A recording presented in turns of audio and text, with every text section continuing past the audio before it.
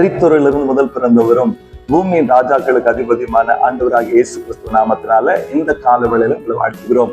பிரியமானவர்களை, உங்களுக்கு நம்பிக்கை தரும் வசனமாக, அவர்கள் அவரை நோக்கி பார்த்து பிரகாசம் அடைந்தார்கள், அவர்கள் முகங்கள் வெட்கப்படவில்லை. சங்கீதம் 34:5. இந்த நாளிலும் பிரச்சனைகள் பெருசா இருக்குதே, எதிரி பெருசா இருக்கிறாங்களே, பலத்திருக்கிறார்களே, போராட்டம் பெருசா இருக்குதே, நோய் பெருசா இருக்கிறது, எங்களால் இவர்களுக்கு முன்பாக நிற்க முடியவில்லையே என்று சொல்லி சொந்து போயிருக்கிறீர்களா? பிரியமானவர்களே, யூதா ராஜா யோசபாத்துக்கு விரோதமாய் 3 ராஜாக்கள் படையெடுத்து வந்த பொழுது யோசபாத்தும் பயந்துட்டாரு. ஜனங்களோட கூட சேர்ந்து உபவாசத்து தேவனை நோக்கி ஜபிக்கும் போது அவர் சொன்னதாவது, இந்த ஏராளமான கூட்டத்துக்கு முன்பாக நிற்க எங்களுக்கு பலன் இல்லை, என்ன செய்யறதுன்னு தெரியல, எங்கள் கண்கள் உங்க நோக்கி இருக்கிறதுன்னு சொல்லி ஜபித்த வேளையில கர்த்தரே அவர்களுக்காக யுத்தம் பண்ணி எதிரிகளை அழித்த பொழுது 3 நாட்கள் யோசபாத்தும் ஜனங்களும் எதிரிகளை கொள்ளையிட்டு 4ஆம் நாளில பெராக்காவில கூடி கர்த்தருக்கு ஸ்தோத்திரம் சொன்னார்கள். நீங்களும் கர்த்தரை துதிப்பீர்கள், உங்களுக்காக கர்த்தர் யுத்தம் பண்ணுவாரு.